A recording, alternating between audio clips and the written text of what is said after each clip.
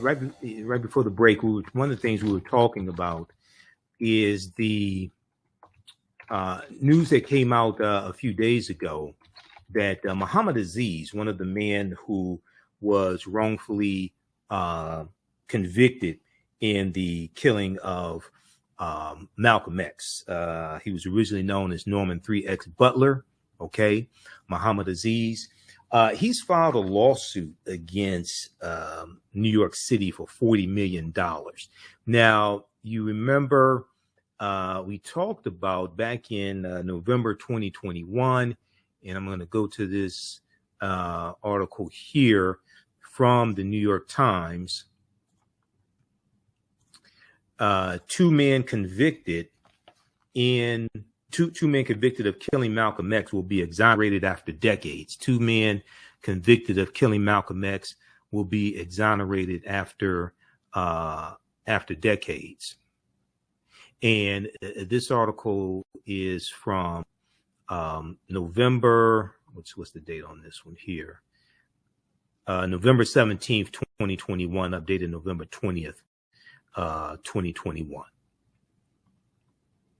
So, and let me let's go right here and get the right title up here. All right. The 1966 convictions of the two men are expected to be thrown out after a lengthy investigation, validating long-held doubts about who killed the civil rights leader. So their convictions were thrown out. All right. Two of the men found guilty of the assassination Malcolm X are expected to have their convictions thrown out on Thursday, and they were. The Manhattan District Attorney and lawyers for the two men said that rewriting the official history of one of the most notorious murders of the civil rights era, one of the most notorious murders of the civil rights era. Now, we know that the FBI withheld information that would have exonerated them of the murder. Okay. There would be Norman 3X Butler, who changed his name to Muhammad Aziz, as well as Thomas 15X Johnson, who changed his name to Khalil Islam. Now, for decades, historians have cast doubt on the case against the two men, Muhammad Aziz and Khalil Islam, who each spent more than 20 years in prison, Their exoneration represents a remarkable acknowledgement of grave errors made in a case of towering importance. The 1965 murder of one of America's most influential African-American leaders, Malcolm X, El-Hajj Malik El-Shabazz. Now, it's long overdue, said Brian Stevenson, a civil rights lawyer and the founder of the Equal Justice Initiative. This is one of the most prominent figures of the 20th century who commanded enormous attention and respect, and yet our system failed. Now, a 22-month investigation conducted jointly by the Manhattan District Attorney's Office and lawyers for the two men found that prosecutors and two of the nation's premier law enforcement agencies, the Federal Bureau of Investigation, which was under J. Edgar Hoover, okay, the FBI, as well as the New York Police Department, okay, this 22-month investigation that was opened up by the Manhattan District Attorney's Office, which was at the time Cyrus R. Vance, who was retired from the position. This 22-month investigation found that the FBI and the New York Police Department had withheld key evidence that, had it been turned over, would have likely led to the men's acquittal. They withheld key evidence that, if it had been turned over, would have likely led to the two men's acquittals. Subsequently, they spent 2 decades in prison for a crime they did not commit. Now, the two men known at the time of the killing as Norman 3X Butler, who's now Muhammad Aziz, and Khalil Islam, who was Thomas 15X Johnson, and Khalil Islam has passed away. So a lawsuit was filed this past week on behalf of his estate for $40 million. It was filed in Brooklyn federal court on his behalf. He spent Khalil Islam, Thomas 15X Johnson, spent 22 years in prison and for a crime he did not commit. Okay, so and we know the assassination of Malcolm X took place February 21st, 1965 at the Audubon Ballroom in Manhattan, in the Washington Heights area there of Manhattan. But the case against them was questionable from the outset, and in the decades since, historians and amateur investigators have raised doubts about the official story. Now, the review, which was undertaken as an explosive documentary about the assassination and a new biography, renewed interest in the case. It did not identify who prosecutors now believe really killed Malcolm X. Those who were previously implicated but never arrested are dead. Those who were previously implicated but never arrested are dead. Now, we know the documentary Who Killed Malcolm X really shed a lot of light on this as well, and evidence that was withheld, and that these two brothers who were convicted in the assassination of Malcolm X were innocent. Okay, nor did it uncover a police or government conspiracy to murder him. It also left unanswered about how and why the police and the federal government failed to prevent the assassination by at least one member of a New Jersey chapter of the Nation of Islam.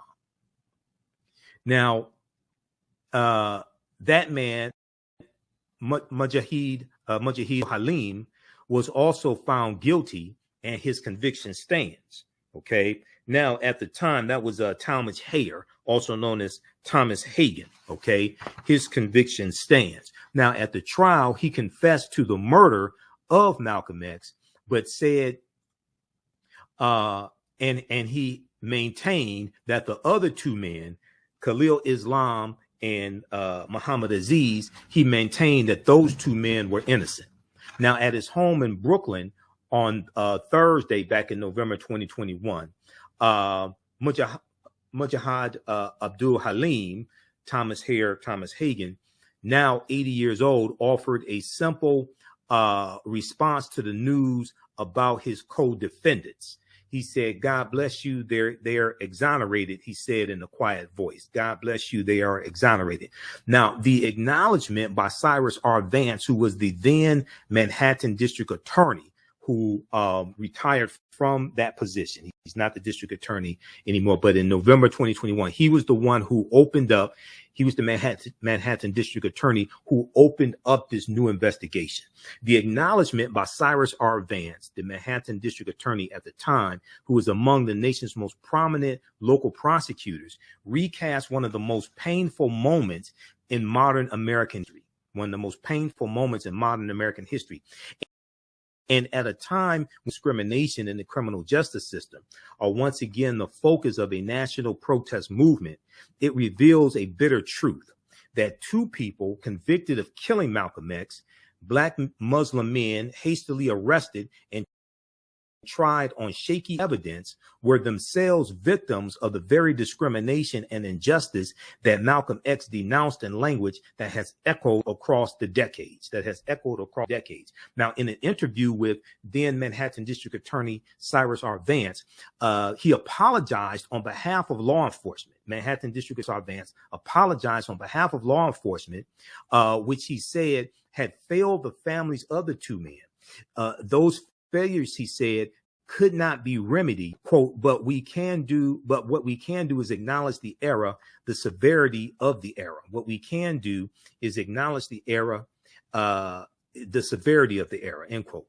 Now, Cyrus R. Vance's investigation conducted with the Innocence Project and the office of David Shanies, Shanies, a civil rights lawyer, contended with serious obstacles. Many of those involved in the murder case, including witnesses, investigators, and trial lawyers, as well as other potential suspects died long ago, as well as other potential suspects died long ago. Well, it reminds me of the Emmett Till case and his lynching, because basically all those witnesses died. Okay, Carolyn Bryant is still alive, but we're going to deal with that story next. Now, key documents were lost to time and physical evidence in the assassination of Malcolm X, such as murder weapons, and were no longer available to be tested. Now, Manhattan District Attorney at the time, Cyrus R. Vance, said, quote, "This points to the truth that law enforcement over history has often failed to live up to its responsibilities. These men did not get the justice they deserve."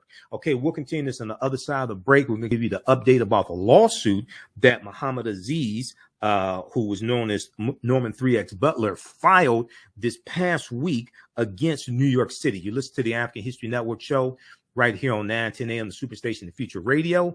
I'm Michael Imhotep. We'll be back in a few minutes. The work that I do is larger than the fashion industry. It's larger than the art world. And I believe that I was born to bring newness into this world. I'm Kaima McIntyre. I'm 24 years old and I'm an artist. I create everything from paintings to jewelry design, metaphysical jewelry to be specific, and fashion design. The only reason why my prom dress went viral is because people needed it. Within a few days of going viral, Notori Naughton reached out to me and she's like, "I saw your dress, can you make me a dress?" I was equally as shocked to be asked by a celebrity to design their dress at the age of 17. That's just one person, and the list just continues to go on, to Janet Jackson, to Tyra Banks. It really hits home. That means that the discussion is happening on the grounds in real time.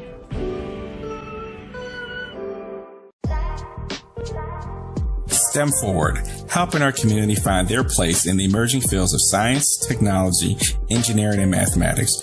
Join us for our monthly live stream on our website, stemforwardedu.org. Watch, subscribe, share. Also join our mailing list to stay up to date with STEM resources and opportunities. STEM Forward, the future is now. Watch, subscribe, share. Welcome back to the African History Network show right here on 910 AM, the Superstation, the Future Radio. The calling number is 313-778-7600. 313-778-7600 is the call-in number if you have a question or comment. So right before the break, we were dealing with the news that came out this past week. There's an article here from NBC News. We're actually going to talk about this on Roland Martin Unfiltered on Friday. I'm a panelist usually on Fridays, and we ran out of time. We didn't get a chance to get to this. And I said, we're going to talk about this here on the African History Network show. Okay. Man exonerated in Malcolm X's murder files $40 million lawsuit against New York City. This is about Muhammad Aziz. Okay. So Muhammad Aziz used to be known as Norman 3X Butler. Okay. Norman 3X Butler. And let's go to this article here from NBC News. Calling number is also 313-778-7600. If you have a quick question or comment, you can give us a call. We're on live. Okay. 313-778-7600.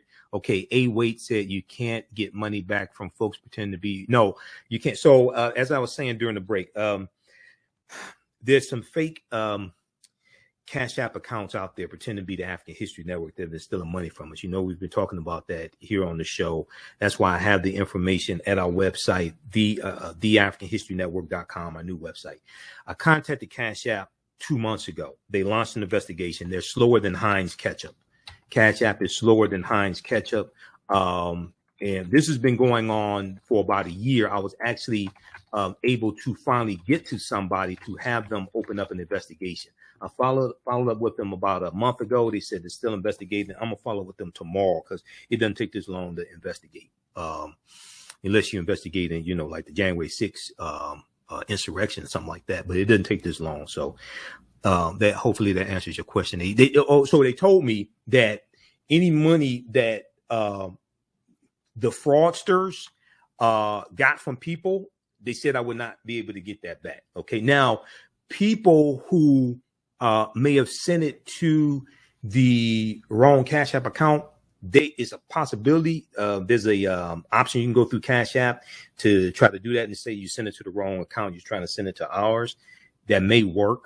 I've had it happen before. Somebody caught it in like within 24, 48 hours and they were able to get the money back. But if it's like 2 months ago, I don't know. Okay, I'm just being, I don't know. All right. But anyway, man exonerated in Malcolm X's murder files $40 million lawsuit against New York City. Okay, so this is from NBC News from Friday, July 15th, 2022. This was reported on by Reuters, the newswire service Reuters, picked up by NBC News. A man exonerated last November 21st, in the 1965 killing of civil rights leader Malcolm X has sued New York City after it admitted to have wrongfully branded him a murderer. After they admitted that they had wrongfully branded him a murderer. Muhmmad Aziz, who's now 84 years old, is seeking $40 million for the 2 decades he spent in prison and more than 55 years of being wrongly blamed, saying it caused immense and irreparable damage to him and his family. History books, documentaries, TV shows, things like this branded him a murderer. He's innocent, wrongfully convicted. Now, Muhammad Aziz is married and has 6 children. Okay, now a $40 million lawsuit was also filed in Brooklyn federal court by the estate of co-defendant Khalil Islam, who used to be known as Thomas 15X Johnson. Khalil Islam spent 22 years in prison for the assassination of Malcolm X and has also been exonerated. He has passed away, however. Now, Deborah Francois, a lawyer for both plaintiffs, they got a small measure of justice when their convictions were vacated. They got a small measure of justice when their convictions were vacated.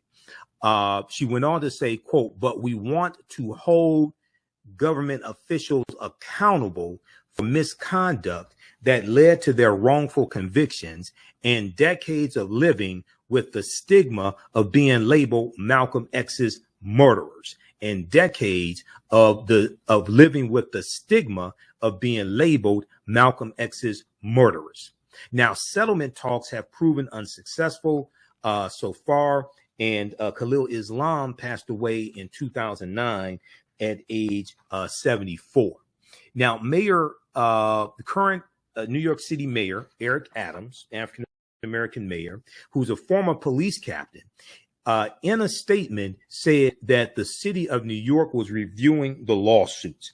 He also called overturning Muhammad Aziz's and Khalil Islam's quote unquote the just outcome. I want to go to this other article here that we talked about back in November when we got the news that their convictions were going to be overturned.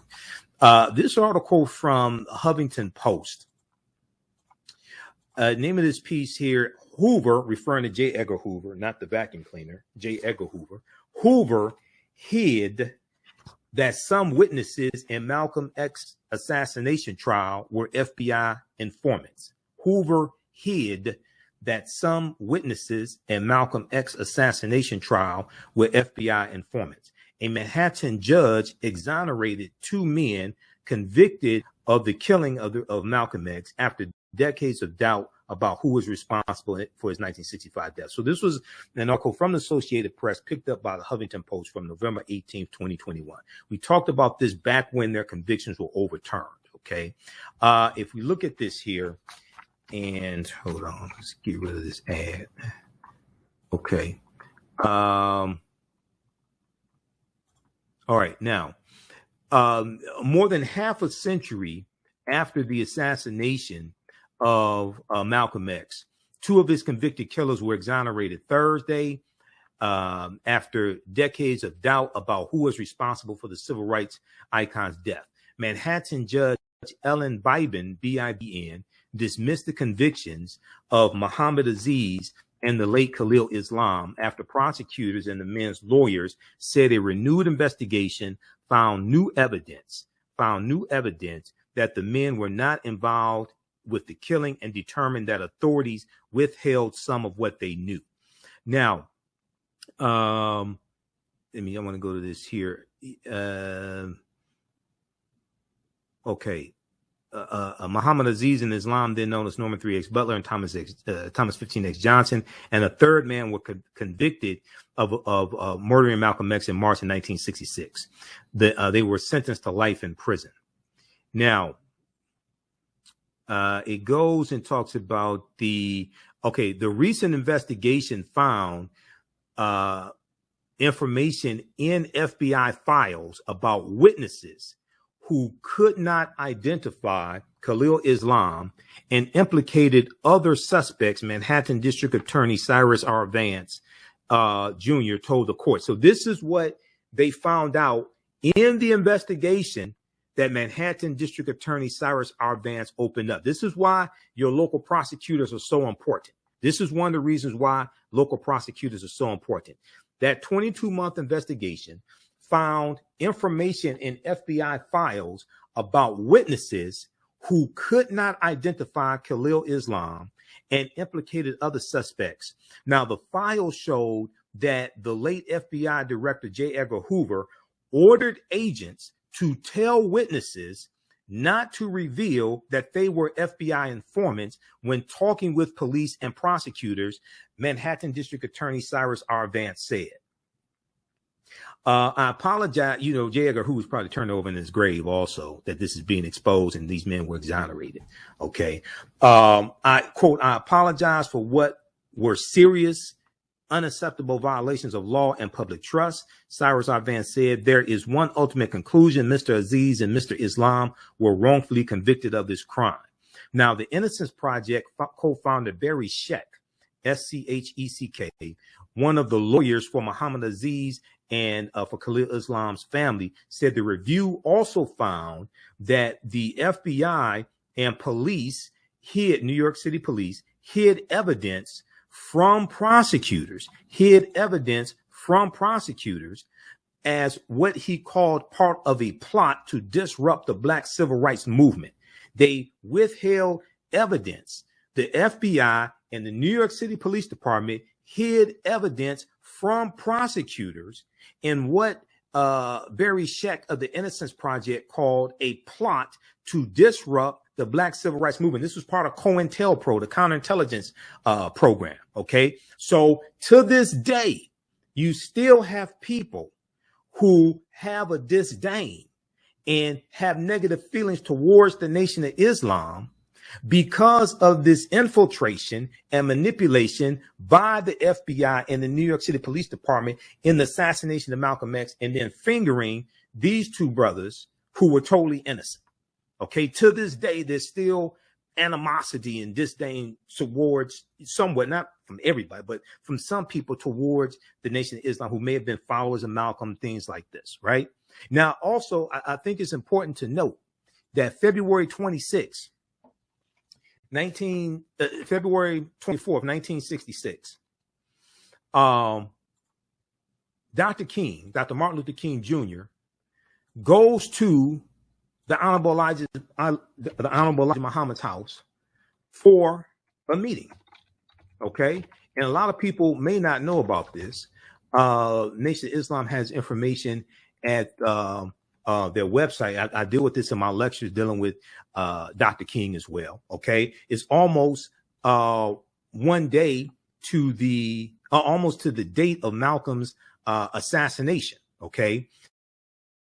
And the Nation of Information here, okay, at their website, noi.org, and they have an article dealing with Dr. King, and they call him more than just a dreamer or something like that. Let me pull this up. Where is this? Hold on. What's this coming up? Okay. Go to this. I want to pull this up right here. Yeah, Dr. King, not just a dreamer or something like this. This is at noi.org, and they show the picture.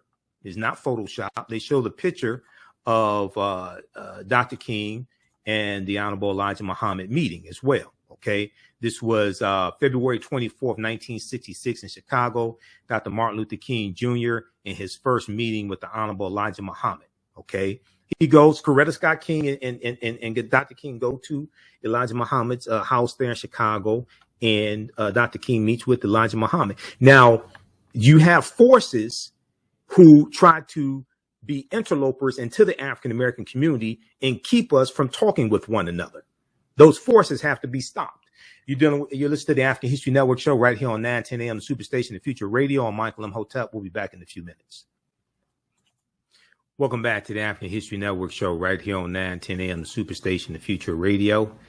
I'm your host, Brother Michael Imhotep. It is Sunday, July 17th, 2022, and we are live. Calling numbers 313-778-7600.